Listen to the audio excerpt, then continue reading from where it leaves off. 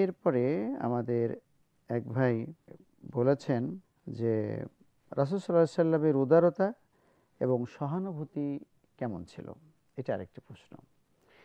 এ বিষয়ে সূরা তাওবার ১২৮ নম্বর আয়াতে আল্লাহ পাক বলছেন যে লাকাদ জাআকুম রাসূলুম মিন আনফুসিকুম আজিজুন আলাইহি মা আনিতুম হারিসুন আলাইকুম বিল মুমিনিনা রাউফুর রহিম।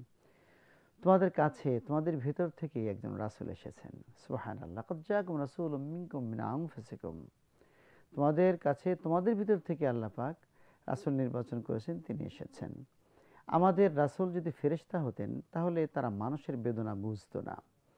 আমাদের রাসূল যদি মানুষ না হয়ে জিন হতো তাহলে ওরা মানুষের বেদনা বুঝতো না, মানুষের সুবিধা, মানুষের আচার আচরণ সম্পর্কে ওরা ওদেরটা বুঝতো, আমাদেরটা বুঝতো না। এই জন্য এটাও একটা রহমত আল্লাহর, যে আমাদেরকে ডমিনেট করার জন্য, আমাদেরকে এই পৃথিবীতে পরিচালনা করার জন্য আমাদের মানুষের ভিতর থেকে একজন মানুষকে আল্লাহ পাক রাসূল বানিয়েছেন।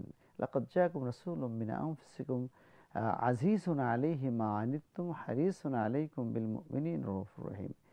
যিনি অত্যন্ত তোমাদের ফ্রেন্ডলি হবেন, যিনি তোমাদের ভাষায় কথা বলেন, তোমাদের সাথেই থাকেন, এমন একজন বন্ধু রাসূল তোমরা পেয়েছ, এবং তোমাদের কষ্টে তিনি দুঃখিত হন, এবং রউফুর রহিম, এবং তিনি তোমাদের উপর রহম হন, তিনি দয়া করেন। কখনো তোমরা ভুল করলে তিনি রাগ করেন না। কখনো তোমরা যদি কোনো একটি ভায়োলেশন করে ফেলো কোনো আদেশে, তিনি তোমাদের উপরে কুণ্ঠিত হন না, বরং হাসি হতে, কর্কশ ভাষী হতে, তোমার যদি রুক্ষ স্বভাব তোমার যদি হতো, তাহলে তোমার আশেপাশ থেকে লোকজন দূরে সরে যেত। সুতরাং তুমি তাদের প্রতি আল্লাহ রাব্বুল আলামিনের রহমতই তাদের প্রতি তুমি অত্যন্ত কোমল হয়েছ, তাদের প্রতি ফ্রেন্ডলি হয়েছ। যদি তাদের কোনো ভুল ত্রুটি হয়ে যায় তাহলে তুমি তাদেরকে মাফ করে দিবে, এবং তাদের জন্য আমার কাছে ক্ষমা চাইবে, আমি তাদেরকে মাফ করে দেবো। সুবহানাল্লাহ।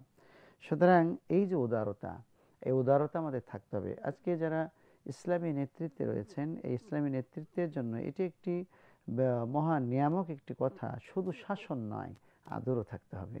এটি করেন সেটি করেন, শুধু অর্ডার নয়, বরং আল্লাহ রাসূল নিজে কাজ করতেন। হুদাইবিয়া এই পরীক্ষার যুদ্ধে যখন পরীক্ষা খনন হচ্ছিল, আল্লাহ রাসূল নিজে পরীক্ষা খনন করেছেন, এবং পরীক্ষা খনন করতে করতে এত বড় বিশাল মর্যাদার একজন মানুষের শরীরে একেবারে মরুভূমির বালু, দাড়িতে চুলে বিভিন্ন জায়গায় ভরে গেছে। দাড়ির বালুগুলি, পাথরগুলি, ছোট ছোট পাথর কণিকা, এগুলো আল্লাহ রাসূল ঝেড়ে ফেলছিলেন। কত বড় মানুষ! সুবহানাল্লাহ।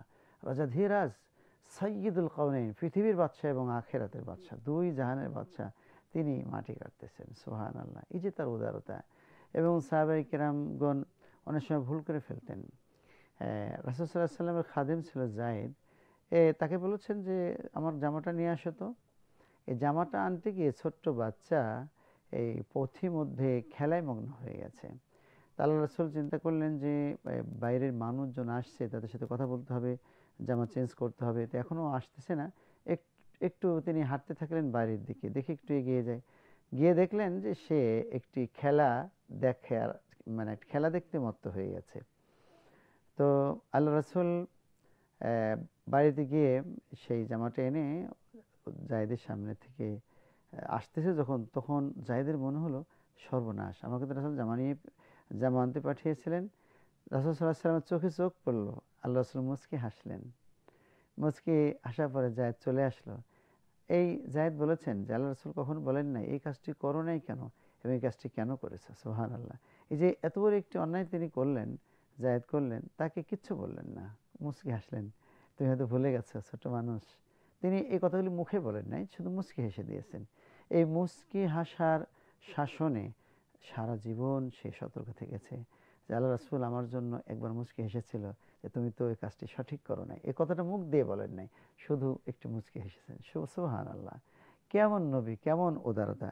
তো আজকে আমরা যারা নেতৃত্বে আসনে রয়েছি, আমরা শুধু শাসন করব না, আমরা আমাদের সহপাঠীদের, সহকর্মী যারা থাকবে, রাসূলের আদর্শ হলো যে আমরা তাদের প্রতি সহানুভূতিশীল হব, তাদেরকে ক্ষমা করে দেওয়ার এই গুণে আমরা গুণান্বিত হব এবং তাদের জন্য আল্লাহর কাছে দোয়া করব এবং তাদের স্কিলকে আরও বাড়ানোর জন্য আমরা চেষ্টা করব।